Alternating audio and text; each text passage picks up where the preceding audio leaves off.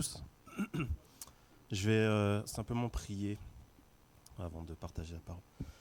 Seigneur, nous te remercions pour ces temps que tu nous permets de vivre cette communion fraternelle, Seigneur, et merci aussi parce que tu veux parler au travers de ta parole. C'est vrai que nous sommes conscients que ton esprit est là, Seigneur, mais nous voulons aussi ouvrir nos cœurs à l'action de ton Saint-Esprit au travers de ta parole, Seigneur. Merci de bénir ces temps, de bénir vraiment, Seigneur mon Dieu, toute cette journée aussi, Seigneur, et que tu me bénisses aussi, Seigneur. Tu connais mon cœur, tu vois peut-être les appréhensions que je peux avoir, mais je veux me laisser aussi, Seigneur mon Dieu, porter par toi et que tu parles au travers de ma bouche, Seigneur mon Dieu. Merci vraiment pour ton action et à toi seul soit toute la gloire. Amen. Je ne sais pas pour vous, mais j'ai remarqué que on utilise parfois des mots dont on n'a pas réellement pris conscience de leur signification. Je vais vous donner quelques exemples. Par exemple, quand on parle d'un mail, ça c'est quelque chose qu'on utilise couramment. Je vais vous envoyer un mail, je t'envoie un mail. En réalité, en anglais, parce qu'on pense que c'est de l'anglais, mais en fait en anglais, le mot mail, ça veut dire courrier postal. Littéralement un courrier que vous envoyez à la poste. D'accord ? Donc si on voudrait dire réellement un mail, comme on le pense en anglais, ça serait plutôt un courriel. Parce que l'anglais, au fait, donne cette notion de email, électronique mail. Pareil pour les baskets. Là, ce que j'ai au pied, c'est des baskets. C'est une invention purement française. Pour définir des chaussures de sport. Et c'est vrai qu'on a cette pensée que c'est un peu anglais, parce que ça sonne anglais. Mais en fait, ça ne veut pas dire, ça c'est pas de l'anglais. Parce que en anglais, le mot basket, ça veut dire panier. Et vous pensez certainement au sport, basketball. Donc les chaussures de sport en anglais, c'est running shoes ou bien sneakers. Okay ?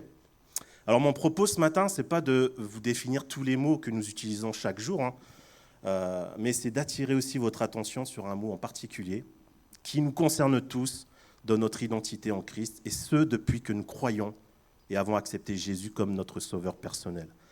Lorsque vous parlez à un non-croyant, et que vous abordez le sujet de la foi, quel terme utilisez-vous pour vous définir ? Moi, chrétien, voilà. Premier mot qui sort, chrétien. Personnellement, je sais que j'utilise des fois le mot croyant, j'utilise aussi le mot personne qui a la foi. Donc, mais souvent, ce qui ressort, c'est le mot « je suis chrétien ». Et on ne va pas dire « je suis le sel de la terre » ou « la lumière de la terre ». Vous savez, vous ne dites pas ça à quelqu'un qui ne croit pas en Dieu ou qui ne connaît pas Dieu. Ça paraîtrait un petit peu louche, et surtout si vous êtes au restaurant.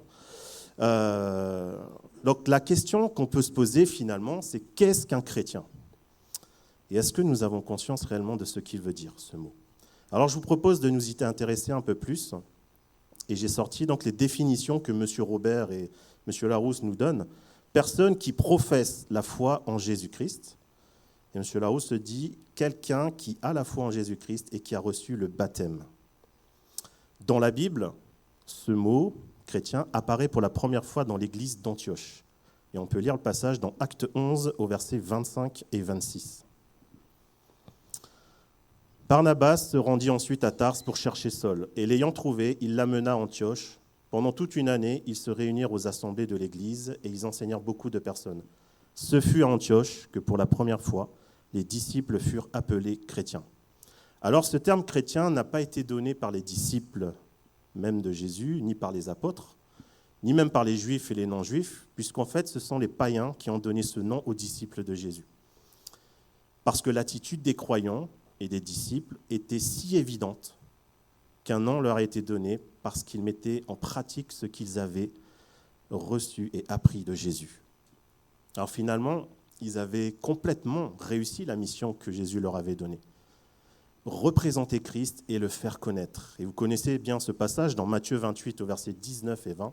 « Allez, faites de toutes les nations des disciples, les baptisant au nom du Père, du Fils et du Saint-Esprit, et enseignez-leur à observer tout ce que je vous ai prescrit. Et voici, je suis avec vous tous les jours jusqu'à la fin du monde. Amen. » En grec, le mot chrétien, c'est Christianos, ce qui veut dire Christ, mais aussi disciple de Christ. Et c'est ce que Gérald l'a évoqué déjà tout à l'heure, c'est de ça que j'aimerais parler avec vous ce matin, le fait d'être disciple de Jésus-Christ. On sait que lors de son ministère sur terre, Jésus a accompli beaucoup de miracles. Il a accompli des guérisons, des délivrances, ce qui lui a causé aussi d'acquérir une certaine popularité. Et je suis sûr que si TikTok ou Instagram existait à cette époque, je vous assure que Jésus aurait eu plein de likes, plein de vues, mais aussi plein de followers. Mais Jésus n'a jamais cherché à attirer les regards sur lui. Accomplir des guérisons et des délivrances faisait évidemment partie de ses missions. Mais la plus importante était d'annoncer une bonne nouvelle. Luc 4, 18 nous dit ceci, et c'est Jésus qui parle. « L'Esprit du Seigneur est sur moi parce qu'il m'a oint pour annoncer une bonne nouvelle aux pauvres. » La bonne nouvelle de Jésus nous parle du royaume de Dieu. Et parfois, on parle de ce fabuleux voyage dans le ciel après la mort. Mais j'aimerais vous dire qu'au travers de Jésus, Jésus qui est le Fils de Dieu, c'est le royaume de Dieu qui est venu à notre rencontre. Jésus a incarné cette porte par laquelle nous pouvons être sauvés et accéder à ce royaume qui nous attend. Alors les gens qui gravitaient autour de Jésus étaient non seulement attirés par ce qu'il faisait, mais aussi par ce qu'il disait au travers de ses enseignements. Et on peut constater plusieurs catégories de personnes qui entouraient régulièrement Jésus. Je vais dire différents groupes de followers. On a d'un côté les haters, c'est-à-dire les docteurs de la loi, appelés aussi pharisiens. Et vous savez très bien, les pharisiens constamment cherchaient à contredire Jésus. Vous avez d'un autre côté la foule, qui était composée d'hommes, de femmes, de jeunes et vieux. Et enfin, on a cette catégorie qui, elle, est inspirante, les disciples. On les retrouve évidemment dans les apôtres lorsque Jésus les appelle, mais pas que. Par exemple, à la mort de Jésus, la Bible nous parle d'un homme qui est venu réclamer le corps de Jésus à Ponce Pilate pour l'amener dans le tombeau. On peut lire dans Matthieu 27 et au verset 57-58, « Le soir étant venu, arriva un homme riche d'Arimathée, nommé Joseph, lequel aussi était disciple de Jésus. Il se rendit vers Pilate et demanda le corps de Jésus, et Pilate ordonna de le remettre. Cet homme, disciple de Jésus, s'appelait Joseph et il était riche. Et ce n'était pas un apôtre que Jésus avait choisi. Alors, on peut supposer qu'il existait aussi d'autres disciples de Jésus. Et ceci est mon premier point. On va essayer de voir ensemble qu'est-ce qu'un disciple. La relation qui existe entre un disciple et un maître était quelque chose de très répandu avant même l'époque de Jésus. Et jusqu'à aujourd'hui, on peut en voir. Et je vais vous donner quelques exemples.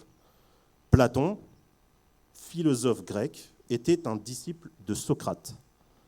Luke Skywalker, Jedi, était un disciple de Maître Yoda. Bruce Lee, expert en arts martiaux, était un disciple de Maître Yip Man. En réalité, qu'est-ce qu'un disciple ? Un disciple, c'est une personne qui reçoit l'enseignement d'un maître.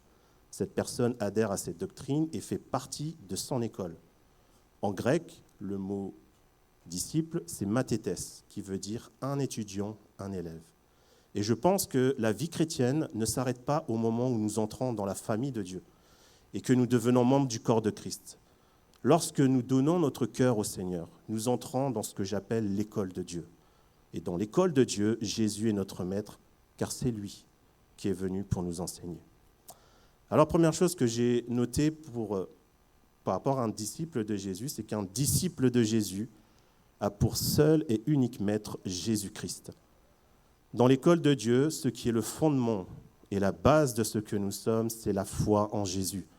C'est de croire qu'un jour Jésus a donné sa vie pour chacun d'entre nous, pour nous sauver de la mort, pour nous pardonner et nous offrir une espérance nouvelle dans son royaume. Mais c'est aussi croire qu'il est le Fils de Dieu. Jésus dira, juste avant de donner cette mission à ses disciples, d'aller faire des nations des disciples, « Tout pouvoir m'a été donné dans le ciel et sur la terre » Matthieu 28, verset 18. Alors que Jésus était pleinement humain, Jésus s'est fait serviteur. Il est allé à la croix afin de briser le péché de l'humanité et pour nous sauver. Et seul Jésus avait le pouvoir de réaliser une si grande œuvre sur terre. Par sa résurrection et par son ascension au ciel, il démontre qu'il a autorité sur la terre et dans le ciel, car il entre pleinement dans sa royauté et pour nous préparer une place. L'affirmation de Jésus nous démontre ici qu'il est notre seul et unique Maître. Jean 1,14 nous dit ceci, « Et la parole a été faite chair, et elle a habité parmi nous, pleine de grâce et de vérité. Nous avons contemplé sa gloire, une gloire comme la gloire du Fils unique venu du Père. Jésus est notre Maître, car il est l'incarnation de Dieu en homme. Et Jésus est la parole qui s'est faite chair. » Un disciple de Jésus-Christ, ensuite, ne cesse d'apprendre. Vous savez, plus nous grandissons dans la foi, plus nous avançons dans notre marche spirituelle, plus nous accédons à une meilleure compréhension de la nature de Dieu.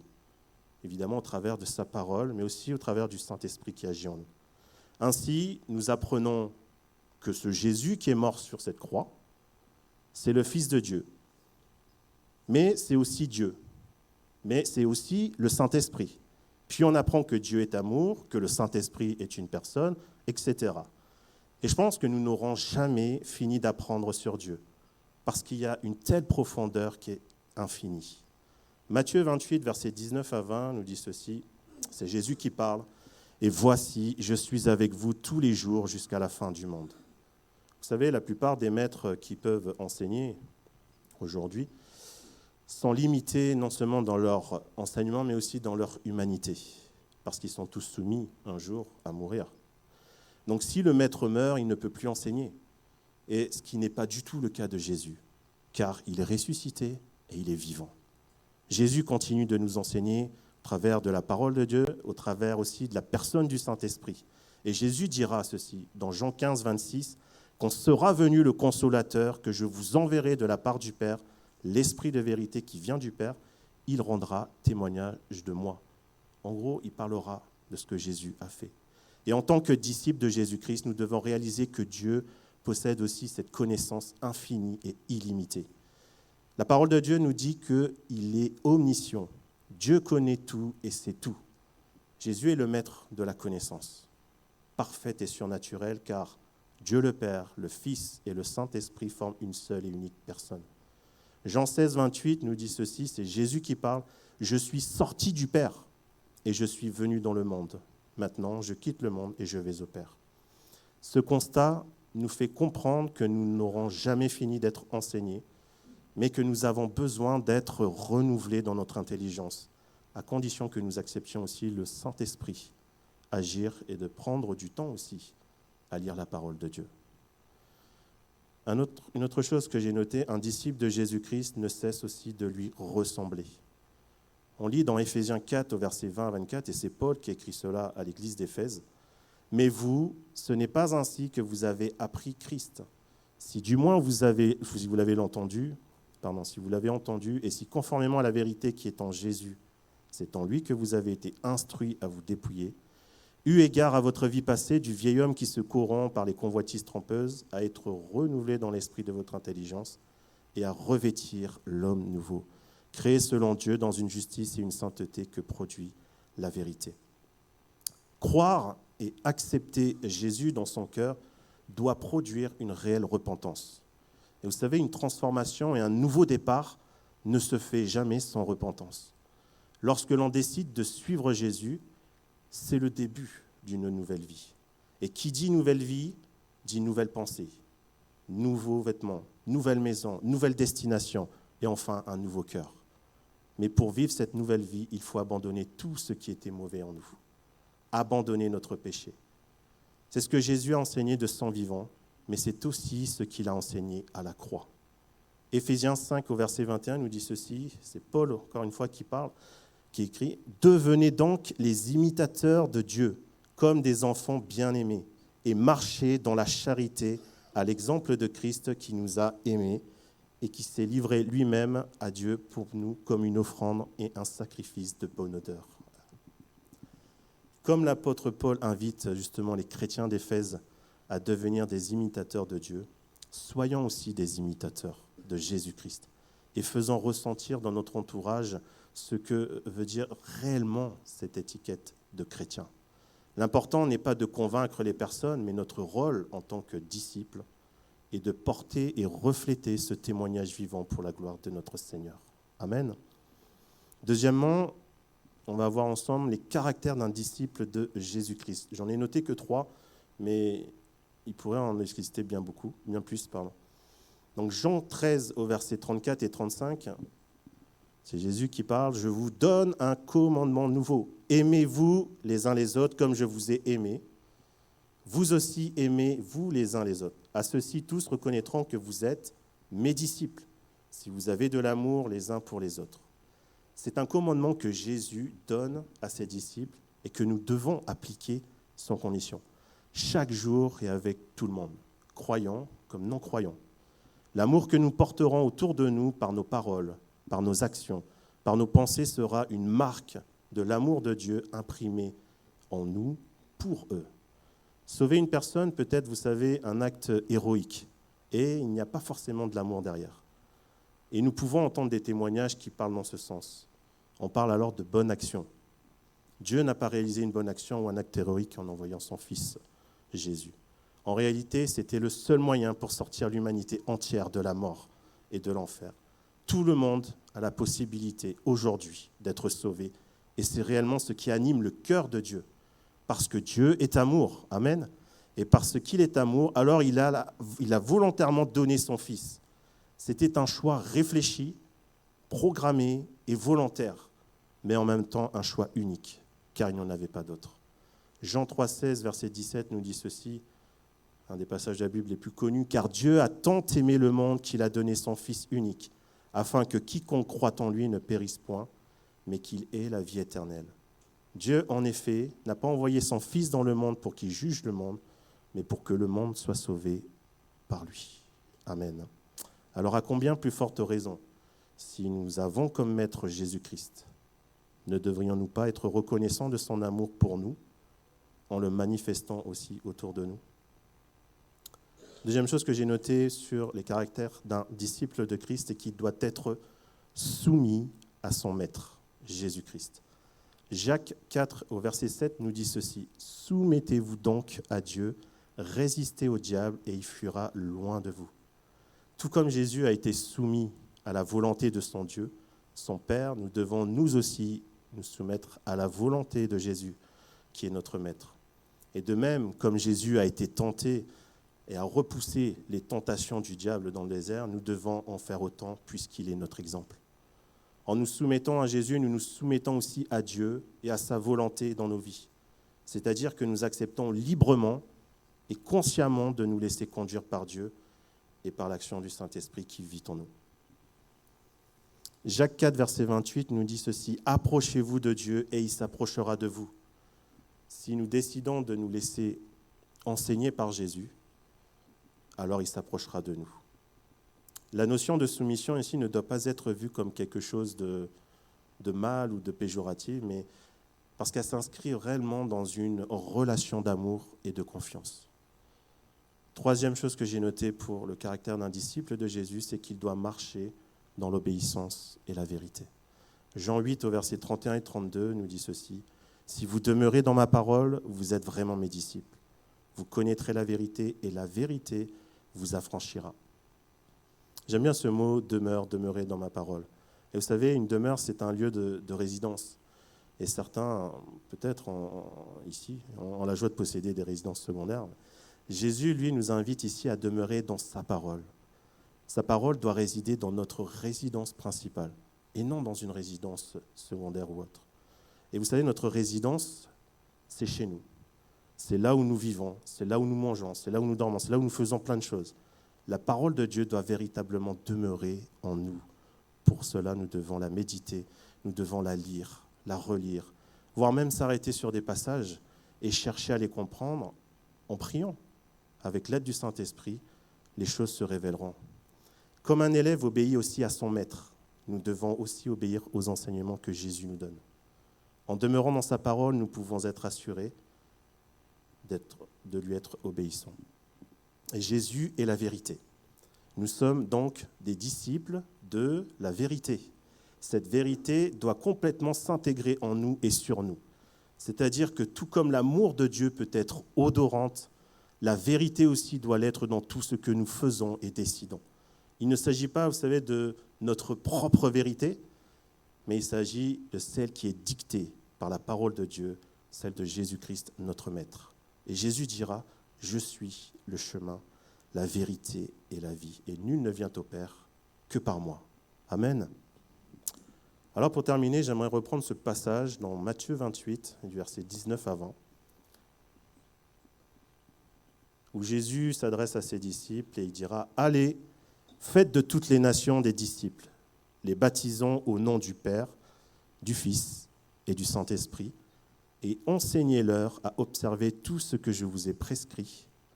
Et voici, je suis avec vous tous les jours jusqu'à la fin du monde. » J'aime cette partie du verset qui dit « Enseignez-leur à observer tout ce que je vous ai prescrit. » Jésus invite ses disciples à enseigner en s'appuyant exclusivement sur les Écritures et sur tout ce que Jésus a accompli, sur toute la vie de Jésus. Avec mes enfants, mon épouse et moi, nous suivons, vous savez, leurs devoirs. Chaque fois qu'ils rentrent de l'école, ils ont des devoirs à faire et puis on est très pointueux avec eux dessus. Alors pour le moment, j'avoue que c'est facile, parce qu'ils sont en primaire. Mais si un jour, ils ont le souhait d'intégrer des écoles, je ne sais pas, de commerce ou autre, je pense que là, ça sera un peu plus compliqué. Dans tous les cas, ils ont pas mal de devoirs et ils ont toutes sortes de choses à apprendre. Table de multiplication, de la lecture, enfin bref, de l'orthographe.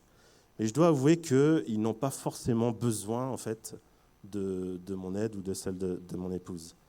Parce qu'en fait, ils savent ce qu'ils doivent faire, déjà, c'est une première chose, mais surtout, ils savent comment le faire.